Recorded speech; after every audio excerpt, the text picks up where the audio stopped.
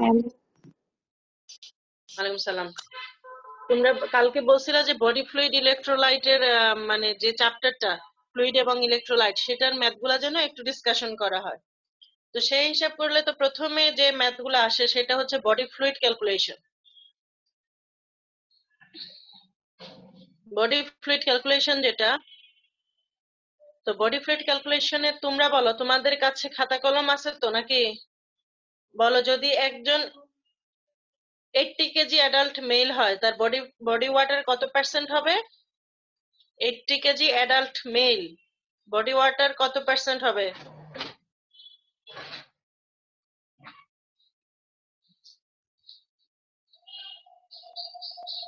একজন healthy adult মেলের body water তার total body ওয়েটের কত পার্সেন্ট? ম্যাম 60%। 60%। তাইলে তার ওজন হচ্ছে 80 কেজি, তাইলে তার বডি ফ্লুইড কত লিটার? 6 ম্যাম আর 48 লিটার। 48 লিটার। 48 লিটারে আমরা যদি 3 ভাগ করি তাহলে 3 16 48, তাহলে 16 লিটার হচ্ছে ইসিএফ আর বাকি 2 ভাগ হচ্ছে আইসিএফ নাকি? আবার যদি আমরা বলি একটা 80 কেজি ফিমেল, তাহলে তার বডি ফ্লুইড কতটুকু হবে? 80 কেজি ফিমেল, তাহলে তার বডি ফ্লুইড কতটুকু হবে? কত পার্সেন্ট? ম্যাম 40 হবে। 40 কেন হবে? 55% হলে 44 লিটার হবে। 5 আটা 40, 5 আটা 40 আর 4, তাহলে 44 লিটার হবে। 44 লিটারকে আমরা 3 ভাগ করব, তাইলে অন এন এভারেজ 14.5 এরকম করে কিছু পরে, সামথিং 14 দশমিক সামথিং। তো 3 ভাগের 1 ভাগ হবে হচ্ছে ইসিএফ আর 2 ভাগ হচ্ছে আইসিএফ। আবার একই ধরো একটা 10 কেজির বাচ্চা বা 8 কেজির বাচ্চাই আমরা ধরলাম, 8 কেজির বাচ্চার বডি ফ্লুইড কত লিটার হবে? ম্যাম 8 কেজির 75 থেকে বাচ্চা 80%। যখন ক্যালকুলেশন করবা তখন তো তোমাকে একটা ফিক্সড পয়েন্ট ধরতে হবে, ম্যাক্সিমামটা ধরো 80%, তাহলে 8 কেজির বাচ্চা, তাহলে বডি ফ্লুইড 80%। কত লিটার? 6.4 লিটার। 6.4 লিটার। 8 আটা 64, তাহলে 6.4 লিটার। তাহলে 6.4 লিটারের মধ্যে ইসিএফ কতটুকু, আইসিএফ কতটুকু?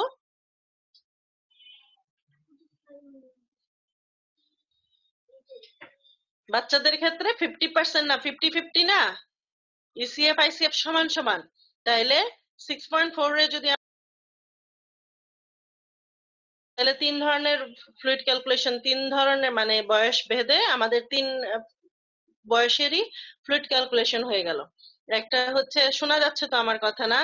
একটা হচ্ছে আমরা অ্যাডাল্ট মেল ধরলাম যার বডি ওয়েটের 60% হচ্ছে বডি ফ্লুইড, অ্যাডাল্ট ফিমেল ধরলাম যার বডি ওয়েটের 55% হচ্ছে বডি ফ্লুইড, আর চিলড্রেন ধরলাম যাদের বডি ওয়েটের 80% হচ্ছে বডি ফ্লুইড এবং তার ইসিএফ এবং আইসিএফ সমান। অ্যাডাল্টের ক্ষেত্রে ইসিএফ হচ্ছে 1/3 আর আইসিএফ হচ্ছে 2/3। তারপরে আসো, শোনা যাচ্ছে আমার কথা? জি ম্যাম। ওকে, তারপরে যে অঙ্কটা আসে মোটামুটি সেটা হচ্ছে প্লাজমা ক্লিয়ারেন্স বাইর করা। প্লাজমা ক্লিয়ারেন্সের ফর্মুলা এখানে হচ্ছে তোমরা জানো C equal to UV by P. U দিয়ে কি বোঝায়? Urinary concentration of the substance. যেমন আমরা যদি ক্রিয়েটিনিন ধরি তাহলে ক্রিয়েটিনিনের কনসেন্ট্রেশন ইউরিনে কতটুকু, ইউ দিয়ে সেটা বোঝায়, urinary concentration of the creatinine. তারপরে আসো ভলিউম, ভলিউম অফ ইউরিন। তোমার কাছে তোমরা জানো, আমি এই জন্য বেশি ইলাবোরেট করতেছি না, যে এখানে আমাদের 24 আওয়ার ইউরিন নিয়ে পেশেন্ট আসবে, আসার পরে তুমি দেখলা 1 লিটার ইউরিন হয়েছে 24 ঘন্টায়, তোমাকে সেটাকে মিনিটে কনভার্ট করতে হবে, যে প্রতি মিনিটে কতটুকু ইউরিন ভলিউম আছে এখানে, সেটা এখানে প্লেস করতে হবে। আর পি দিয়ে বোঝাচ্ছে plasma concentration of the creatinine. Blood থেকে আমরা একবার ক্রিয়েটিনিন মেজার করব, ইউরিন থেকে একবার ক্রিয়েটিনিন মেজার করব, আর ভি দিয়ে আমরা ভলিউম অফ ইউরিন বসাবো। বসায় আমাদের যে রেজাল্টটা আসবে সেটা হচ্ছে plasma clearance of the creatinine নাকি? এটার ইউনিট কি হবে? এটার ইউনিটটা কি হিসেবে বের হবে? প্লাজমা ক্লিয়ারেন্সের ইউনিটটা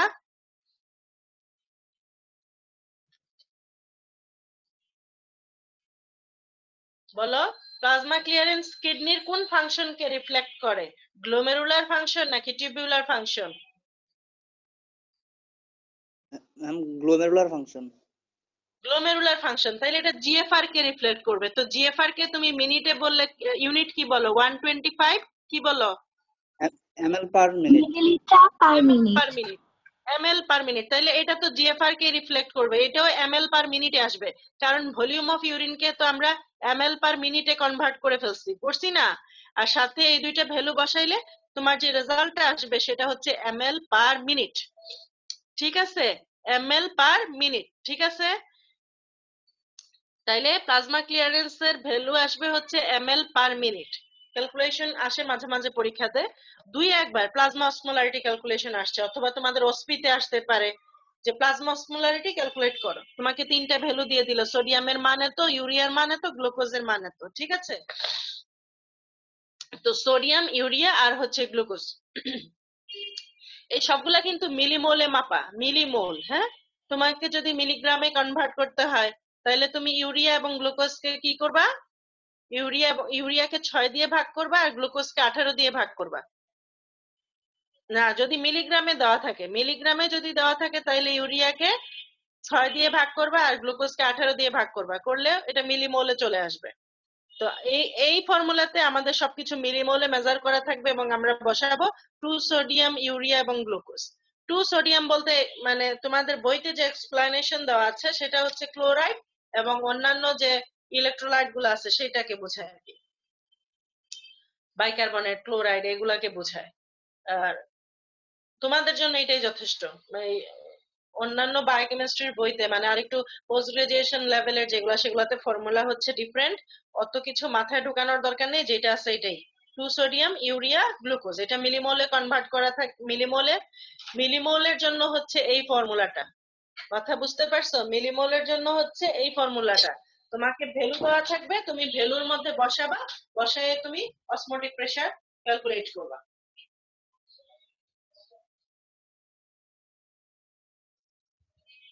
তারপরে আসো এই যে তোমরা যে ডেফিসিট ক্যালকুলেশন করতে চাইছিলা, তো ডেফিসিটের মধ্যে ওয়াটার ডেফিসিটের ফর্মুলা যেটা আছে, total body water into measured sodium minus normal sodium divided by normal sodium concentration. এগুলো কিন্তু সব কনসেন্ট্রেশন হিসেবে। টোটাল বডি ওয়াটার যেটা তুমি বাই করবা, বডি ওয়েট এত পার্সেন্ট, বডি ওয়েট এত কেজি, আমরা জানি 60% হচ্ছে তার বডি ফ্লুইড। তো সেইভাবে টোটাল বডি ওয়াটার বাইর করবা যে ফর্মুলাতে দেওয়া থাকবে। তারপরে তোমাকে মেজার সোডিয়াম দেওয়া হবে, যে এই পেশেন্টের এই মুহূর্তে মেজার সোডিয়াম আছে 150, আর আমরা জানি নর্মাল সোডিয়ামের কনসেন্ট্রেশন হচ্ছে 135 থেকে 145, বা যেটা তোমরা পড়ছো একটা স্ট্যান্ডার্ড, সেটা নর্মাল সোডিয়ামের কনসেন্ট্রেশন ধরে আবার নর্মাল সোডিয়াম দিয়ে ভাগ করলে আমাদের ওয়াটার ডেফিসিটটা বের হয়ে যাবে। তারপরে আসো সোডিয়াম ডেফিসিট। সোডিয়াম ডেফিসিটের মধ্যে normal sodium minus measure sodium into 0.6 into body weight in KG, যেটা আমরা কালকে বলতেছিলাম যে এবিসি বইতে আছে 0.2, 0.2 দিয়ে বুঝাইছে স্যার যেটা, সেটা হচ্ছে ইসিএফ এর। আমাদের যদি 60% বডি ওয়াটার হয়, মানে এই যে বডি ওয়েটের, তোমরা শুনতে পাচ্ছ? হ্যাঁ বলো না, নাও বলো না, আমি তো কনফিউশনে পড়ে গেলাম। হ্যাঁ, আমাদের এই যে বডি ওয়েট ধরছি তো আমরা, যার জন্য বডি ওয়েটের 60% হচ্ছে বডি ওয়াটার, আর স্যার যেটা ধরছে 0.2টা হচ্ছে আসলে ইসিএফ। এক হিসেবে স্যার নিশ্চয়ই কোনো বইয়ের রেফারেন্স তো অবশ্যই উনি ইউজ করছেন, যেহেতু আমরা সোডিয়াম গুলা মেইনলি ইসিএফ এ মেজার করি, স্যার হয়তো বা সেজন্য বা যে বই ফলো করছেন সেটার জন্য 0.2 দ্বারা মাল্টিপ্লাই করছেন। 0.6 এর মধ্যে 0.22 ইসিএফ আর 0.4 হচ্ছে ইএনআর আইসিএফ না? Yes ma'am. ওকে, তাহলে বুঝতে পারতেছো 0.6 দিয়ে বোঝাচ্ছে আমার 60% অফ মানে বডি ওয়েট, মানে বডি ওয়েটের 60% হচ্ছে বডি ওয়াটার, সেটা বোঝানোর জন্য 0.6 এর সাথে বডি ওয়েটটাকে মাল্টিপ্লাই করছে। সেম একই ভাবে পটাশিয়াম যদি ডেফিসিট হয়, সেই পটাশিয়াম ডেফিসিটের ক্ষেত্রে আমরা কি করতেছি, নরমাল পটাশিয়াম থেকে মেজার্ড পটাশিয়ামকে বাদ দিচ্ছি, দিয়ে 0.6 এর সাথে বডি ওয়েট ইন কেজি আমরা মাল্টিপ্লাই করতেছি। ঠিক আছে, করে আমরা পটাশিয়াম ডেফিসিটটা বাই করতেছি। এখন ধরো তুমি কোথাও দেখলা যে তোমার টোটাল সোডিয়াম ডেফিসিট আছে, তুমি ক্যালকুলেশন করে যেটা বাইর হইলো, সাপোজ ধরো 230 এরকম কিছু বের হইলো, যে 230 মিলিমোল, বা ধরো ডেফিসিট আছে ধরো 500 মিলিমোল। তাইলে তোমাকে যদি বলে যে তুমি কিভাবে এটাকে কারেক্ট করবা, কারেকশনটা কিভাবে করবা, তাইলে তুমি কিভাবে কারেকশন করবা? তোমরা কি জানো যে 1 লিটার নরমাল স্যালাইনে কতটুকু সোডিয়াম থাকে? 150। 150 থাকে। তাহলে তো ইজি, জানোই যখন 150 থাকে 1 লিটারে, তাইলে আমার 1 থাকবে কততে আর আমার ডেফিসিট হয়েছে 500, তাহলে 500 কত লিটারে থাকবে সেটা। ঠিক আছে, ঠিক আছে না? ম্যাম ইজি তো। ম্যাম হ্যাঁ বলো।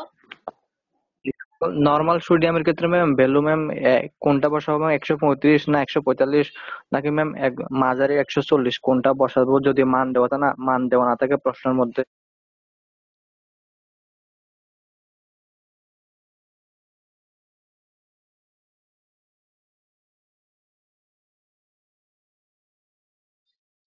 যদি বসানো না থাকে, ডেফিসিট, যেহেতু ডেফিসিট হইলে তো তুমি লোয়ার লিমিটই বসানোর কথা না? আমরা বলতেছি যে 135 এর নিচে নামলে গিয়ে আমার ডেফিসিয়েন্সি হবে। একটা ভ্যালু কাট অফ পয়েন্ট 135 থেকে 145, মানে আমার যেটা মনে হয় আর কি, 135 থেকে 145, 135 145 পর্যন্ত নরমাল, 140ও নরমাল, 42ও নরমাল, 30ও নরমাল, সরি মানে 37ও নরমাল, 35ও নরমাল। যখন 35 এর নিচে নেমে যাবে তখন না আমি তাকে সোডিয়াম ডেফিসিট বলবো। তো আমি নরমাল সোডিয়াম তো আমি 100 লোয়ার লিমিটটাই ধরবো,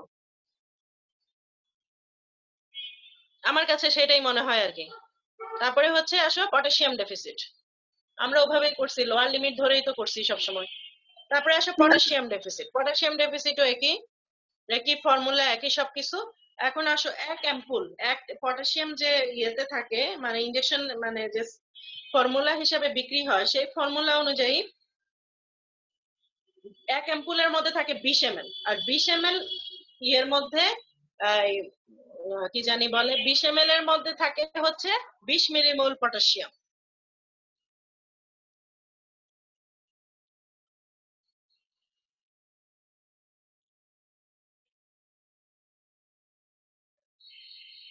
তাহলে তুমি যদি ডেফিসিট ক্যালকুলেট করো, যে ধরো আমার ডেফিসিয়েন্সি হয়েছে, মানে just example, as for example 50 millimole আমার ডেফিসিট হয়েছে, তাহলে ধরো 20 মিলিমোল আছে হচ্ছে 20 ml এর মধ্যে, একে কত আছে আর 50 মিলিমোল থাকবে কত ml এর মধ্যে। তারপরে সেটাকে আমরা নর্মাল, পটাশিয়াম কিন্তু খুব ডেঞ্জারাস, এটা তো তোমরা জানো, এটা আমরা ডাইরেক্ট ইনজেকশন দিতে পারবো না, এটা আমরা নর্মাল স্যালাইনের সাথে 1 লিটার নর্মাল স্যালাইনের সাথে এটাকে আমরা ডাইলুট করে তারপরে হচ্ছে আমরা এটা ব্লাডে দিব। ম্যাম বলো। ম্যাম এবিসি তে পটাশিয়ামেরটা আবার 0.4 দিয়ে গুণ করা। হ্যাঁ, ও মনে হয় ওই যে ইন্ট্রাসেলুলার ফ্লুইডে 40% না, পটাশিয়াম তো সেলের মধ্যে বেশি থাকে, সেই হিসাব করে ওখান থেকে 0.4 ধরছে। আমি ওই যে অনেক ঘেটে ঘুটে মানে দেখলাম যে ম্যাক্সিমাম জায়গায় হচ্ছে 0.6, মানে যেহেতু আমার কথা হচ্ছে যেহেতু আমরা এটা বডি ওয়েট ইন কেজির সাথে প্রত্যেকটা দেখো, বডি ওয়েটের সাথে 0.6 মাল্টিপ্লাই করতেছি, 0.6 মাল্টিপ্লাই করলে এটা কিন্তু বডি ওয়াটার বের হচ্ছে না, বডি ওয়াটার কিন্তু বের হচ্ছে। সো বডি ওয়েট যেহেতু আমরা ধরছি, সো এটা কিন্তু ওই যে 0.6 হিসাবেই মনে হয় ঠিক আছে আর কি। তারপরেও স্যার যেহেতু লেখছে, উনি তো অনেক লিজেন্ড স্যার, উনি নিশ্চয়ই ভালো কোনো বইয়ের রেফারেন্স লিখছে। আমি আমার কাছে যে বইগুলো আছে ওগুলা ঘেটে ঘুটে দেখলাম, তেমন কিছু পাইলাম না। ফ্লুইড ইলেকট্রোলাইট গুলো আসলে সব ফ্লুইড ইলেকট্রোলাইটের আলাদা বই আছে, এই নর্মাল যে বইগুলা সেগুলাতে এই যে ফ্লুইড ইলেকট্রোলাইটটা অত ডিটেলস, অত ইয়ে না, ভালো না, মানে অত ইলাবোরেটলি লেখা নাই, যেমন সত্যনারায়ণে বা ইয়েতে।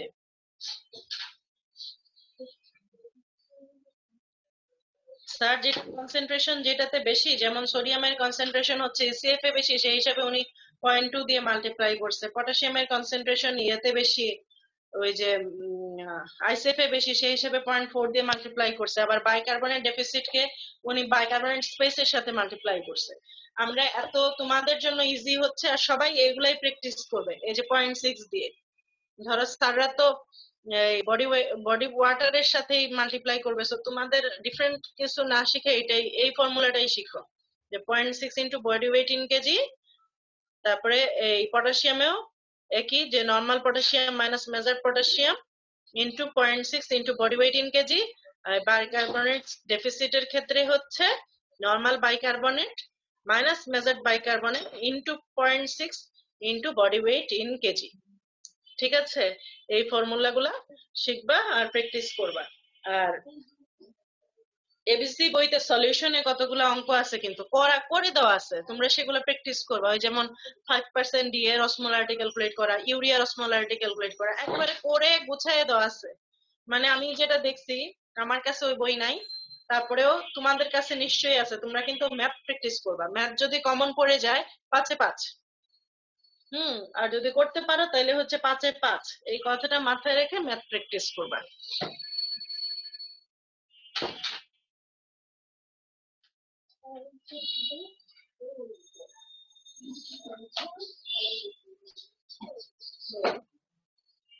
বলতো কলয়েড থেকে ক্রিস্টালয়েডকে সেপারেশন করার জন্য কি কি টেকনিক আছে?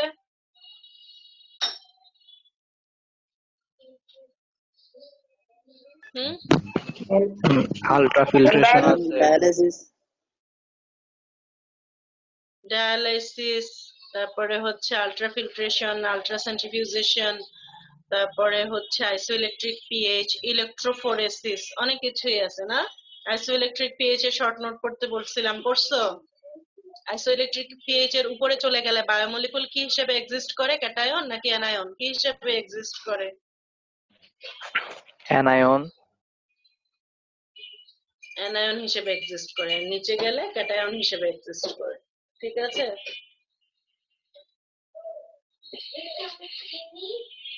বলো তাইলে আমরা নেক্সট ক্লাসে যদি অস্থির ছবিগুলা চলে আসে বা ফাইনাল প্রশ্নগুলো আসে তাহলে সেগুলা নিয়ে আমরা আলোচনা করব।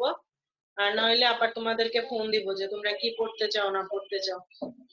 ফরেনসিক মেডিসিন আর কমিউনিটি মেডিসিন পড়ো নাকি? ম্যাম পড়তেছো?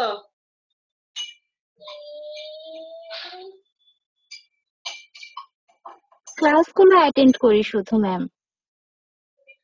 কেন পড়ো না কেন? পরে পড়ার যদি সময় না পাও?